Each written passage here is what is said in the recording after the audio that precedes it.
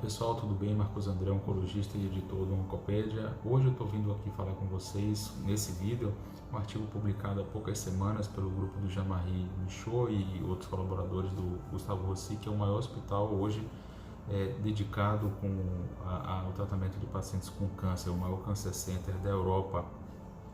E esse grupo trouxe então esse artigo que foi publicado na European Journal of Cancer há poucas semanas atrás, trazendo então a experiência do Gustavo Roussy no manejo de pacientes com toxicidades relacionadas à imunoterapia. E aí leia-se qualquer esquema de imunoterapia. Esse foi um estudo bastante grande, com 356 pacientes incluídos nesse estudo e 398 eventos aí catalogados por esse grupo multidisciplinar que era formado por oncologistas, por radioterapeutas, por farmacêuticos, por uma equipe multidisciplinar e pelas várias especialidades que compõem aí o manejo de pacientes, como nefrologista, hematologista, pneumologista, hepatologista, gastroenterologista e por aí vai.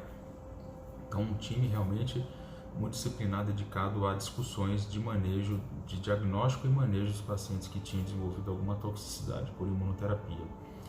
55% desses pacientes tinham recebido uma terapia baseada em anti-PD-1, 6% terapia baseada em anti-PDL1, algo próximo aí de 11% tinham recebido o combo nivo mais IP, né? Então um anti-PD-1 mais um anti-CTLA-4, 11% tinha recebido também uma terapia com um anti-PD-1, um anti-PDL1 mais uma droga-alvo e 17% tinham recebido uma combinação, vários tipos de drogas imunoterápicas, seja anti-CTLA-4 isoladamente ou qualquer outro esquema aí, anti-TIM3, anti-LAG3 com vírus e por aí vai.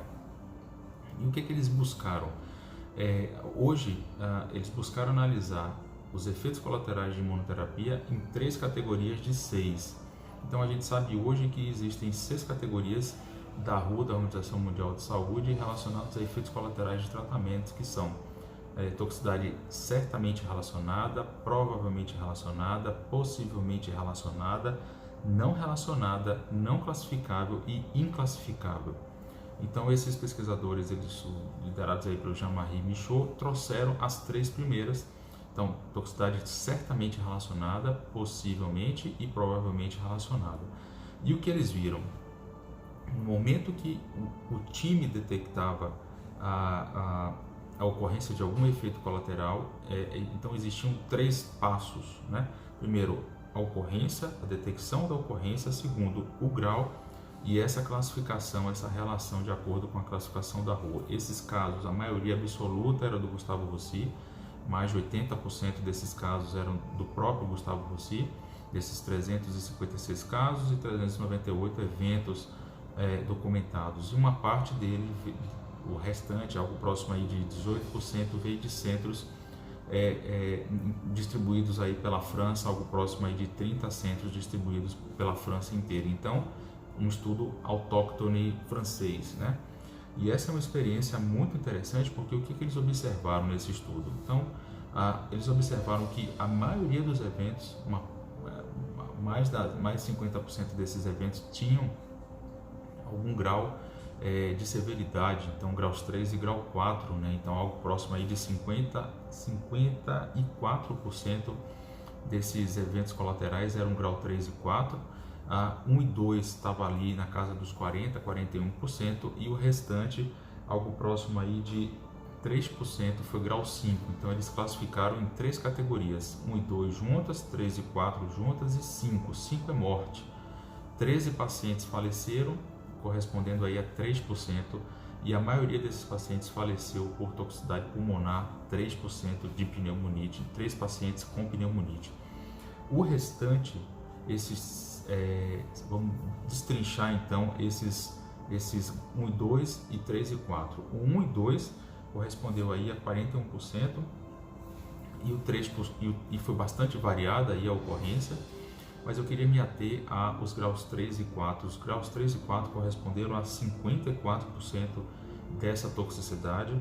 A maioria desses casos veio de pacientes fazendo terapia com combo, né, nivo mais IP, por exemplo. A gente viu lá atrás que eram 11% dos pacientes, mas a maioria dessas toxicidades de grau 3 e grau 4 estavam relacionados ao combo de nivo mais IP, seguido de o combo de imunoterapia junto com droga-alvo. A gente sabe que essa é uma combinação tóxica, em vários trabalhos prévios a gente já viu essa experiência, e aí por fim ia caindo a ocorrência para os anti-PD1, e o que menos causou toxicidades graus 3 e 4 foi a terapia com anti-PDL1, ou seja, a gente está falando de durvalumab e a gente está falando de atezolizumab, né? E quando a gente observa o tipo de toxicidade mais comumente observada nessa população, desses 54% que teve toxicidade graus 3 e 4, foram, primeiro, toxicidade gastrointestinal, segundo, toxicidade neurológica e terceiro, toxicidade hematológica, pessoal. Essa é um tipo de toxicidade que a gente tem que ficar muito atento, porque realmente pode trazer consequências sérias, e foram reportados até casos de anemia hemolítica nesse estudo com desfechos fatais dentro daqueles 13 pacientes que faleceram por toxicidade grau 5, né? Quando a gente vai observar o número desses pacientes que desenvolveram então essas toxicidades, então lembra que eu falei para vocês das 6 categorias, eles catalogaram como o alvo aí desse estudo aqueles que eram certo, prováveis e possíveis, e isso tudo performou algo próximo aqui de 273 pacientes. 77% desses pacientes tiveram algum grau de toxicidade que se enquadrava nessas 3 categorias. Entrando aí em categoria 1 e 2, né? A gente destrinchou os 3 e 4, falou também dos graus 5, agora eu vou destrinchar um pouquinho categorias 1 e 2, 3 e 4 de uma forma geral, né? O que mais foi visto então foi a toxicidade a toxicidade por órgão, e por sistemas. O que a gente viu foi pulmão performando aí com 21%, então quando existia uma toxicidade, boa parte desses pacientes, 20%, então um quinto deles tinha toxicidade pulmonar, né? E aí pneumonites e por aí vai.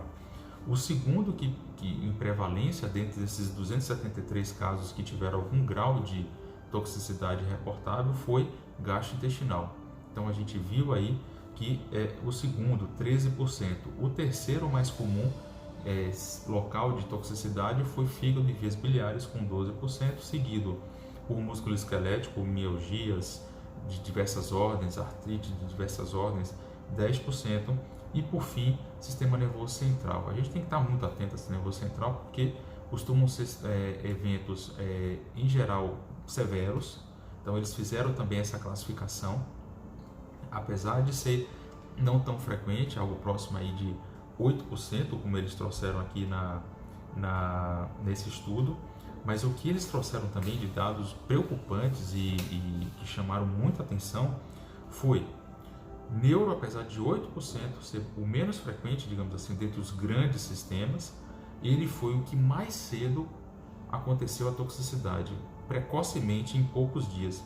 Enquanto que o tempo de início do sintoma, a mediana de tempo de início do sintoma de todos os pacientes que tiveram todos os efeitos colaterais foi de 65 dias, a gente viu por tratamento e por sítio isso variar. Então, por tratamento, nível mais IP caiu de 65 para 32 dias, ao passo que quando se fazia monoterapia, seja com anti-PD1, anti-PDL1, esse tempo era de o dobro, próximo aí de 106 dias, e isso variou não só por combo, como eu falei, tratamento, mas por sítio. Por sítio, o neuro foi bem mais precoce, caindo aí para casa dos 40 a 50 dias. Então, baixando realmente essa mediana de 65 dias como um todo para todos os órgãos e todos os tratamentos, sendo mais precoce para nível mais IP e mais precoce para neuro, apesar de neuro ter feito uma correspondência de apenas 8% dos casos que tiveram alguma toxicidade.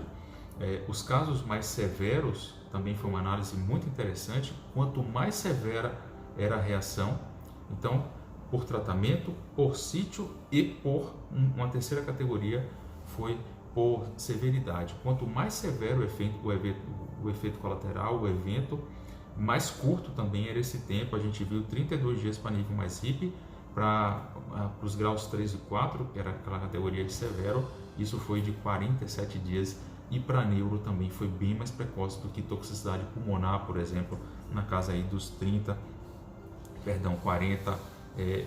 40 dias, né? Muito bem, e uma vez instalada a toxicidade, o que a gente tem que fazer com um caso como esse na vida real? Primeiro, depender da gravidade, suspender a medicação e, em algumas situações, a partir do grau 2, a gente já até tem a opção de entrar com corticoide e várias outras terapias, seja corticoide sistêmico, corticoide tópico, para casos específicos. E à medida que a gravidade vai aumentando, a gente tem que lançar a mão de um monte de drogas, um arsenal gigantesco aí que a gente dispõe, como os anti-TNF, os anti-CD20 e por aí vai, drogas realmente mais poderosas que a gente usa no momento que o corticoide não está mais fazendo efeito. E o dado que ele trouxe foi, dessas 391 documentações de eventos colaterais, 313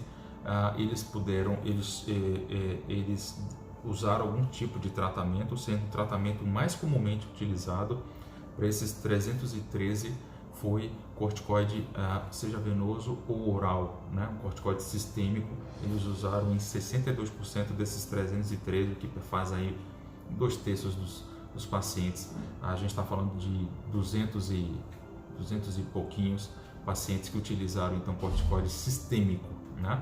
E o restante utilizou diversas terapias como corticoide tópico, os anti-TNF, anti-CD20 que eu tinha falado para vocês.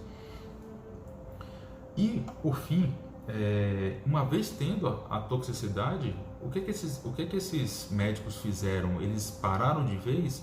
Eles permitiram a reintrodução da imunoterapia? A resposta é sim, eles permitiram a reintrodução da imunoterapia na vasta maioria desses pacientes. A gente está falando aí de 109, vasta maioria não, mas uma quantidade considerável de pacientes teve a possibilidade de ser reexposto a essa terapia. 109 pacientes teve a possibilidade de ser reexposto à imunoterapia depois do julgamento. 109 pacientes foram levados para a possibilidade de reintrodução e 2/3 desses 109 foi permitido a reintrodução. Uma parte pequena, algo próximo aí de 30 pacientes, foi não permitida a reintrodução da imunoterapia, ou temporariamente ou definitivamente. 20 pacientes foram considerados definitivamente inelegíveis para a imunoterapia. E uma última discussão que sempre tem na prática, e é muito corriqueira, muito comum essa discussão, é se a gente pode utilizar a imunoterapia em pacientes com doenças autoimunes. Eles avaliaram também, endereçaram também esse tópico, e o que eles viram foi que 93%, pessoal, 93%, ou seja, 38 de 41 pacientes, eles permitiram a utilização de imunoterapia em pacientes com alguma condição autoimune, seja doenças autoimunes, seja síndromes paraneoplásicas associadas ao tumor de base. Então, 93% foi permitida a utilização de imunoterapia nesses pacientes, 38 de 41 pacientes foi permitido. Então, os desfechos foram diversos e fica aqui então esse artigo importante, publicado há poucas semanas, agora em 2020, poucas semanas atrás, nesse ano corrente de 2020, eu publiquei no feed do Oncopédia lá no Instagram. Então fica aqui a dica desse artigo. Quem quiser lê-lo com mais profundidade, esse é o artigo, tá aqui, pessoal, olha só, tá aqui o artigo, um artigo importante. Vão lá, imprimam, leiam. Isso aqui é que diferencia a pessoa comprometida como você, que tá me assistindo até agora. 14 minutos de vídeo, um vídeo denso. Então, se você chegou até aqui, com certeza a leitura desse artigo para você não vai ser nenhuma dificuldade. Fica essa dica. Eu coloquei hoje no grupo do Telegram do Oncopédia a referência desse artigo. Vai lá, pega, imprime, lê e fica mais sabido em relação a essa terapia chamada imunoterapia, que hoje não tem como o oncologista ou profissional de saúde que está envolto aí na terapia do câncer não saber. Tem que saber identificar, tem que saber tratar. E essa experiência do Gustavo Rossi, construída de abril de 2016 até o final de 2019, publicada agora em 2020, recebido no dia 6 de fevereiro e publicado e aceito no dia 11 de fevereiro. Você vê pouco tempo para uma publicação ser recebida e já ser aceita, para você ver a importância desse artigo para a prática clínica de todos os profissionais envolvidos no manejo de pacientes com câncer e pacientes recebendo imunoterapia. Um estudo gigantesco que é leitura obrigatória para todo residente, para todo oncologista, para enfermeiras, nutricionistas, farmacêuticos, enfim, o time multidisciplinar que gira em torno aí dos pacientes com câncer. Tá bom, gente? Um grande abraço a todos e até o próximo vídeo. E fiquem atentos que essa semana, hoje é dia 22 de abril, amanhã, quinta-feira, 23 de abril, vai ter uma live sobre síndrome metabólica e as repercussões no sistema imune, nas células do sistema imune, e no projeto 7x3, que acontece toda segunda, quarta e sexta, às 7 da manhã, no Instagram da Oncopédia, as lives, né? Então, na sexta-feira, agora, dia 24, a gente vai discutir, a live de amanhã às 20 horas no Instagram vai ser câncer de estômago, e na sexta-feira, às 7 da manhã, vai ser síndrome metabólica e a repercussão nas células do sistema imune, como obesidade, como diabetes, influencia para baixo, joga para baixo a imunidade e, consequentemente, é mais um fator predisponente para o surgimento de câncer e para piores desfechos em pacientes oncológicos. Tema quentíssimo, quentíssimo. Vão por mim. Quem puder ir lá e participar dessa live, não perde essa oportunidade, porque os mediadores inflamatórios, obesidade, diabetes, a gente está descobrindo cada vez mais nuances deles e a sua relação com câncer e desfechos em pacientes com câncer. Tá bom, gente? Fica a dica das lives, quinta e sexta, fica a dica desse artigo. Continue aqui no Oncopédia. Eu sou Marcos André Costa, oncologista. Forte abraço para vocês e até o próximo vídeo.